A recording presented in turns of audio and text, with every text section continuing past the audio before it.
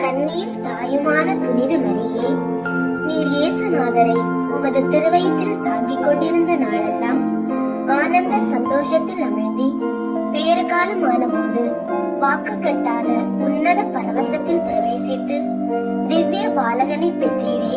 அந்த புத்தி கட்டாத ஆனந்தத்தை பார்த்து என் பேரில் கிருபையாயிரும்.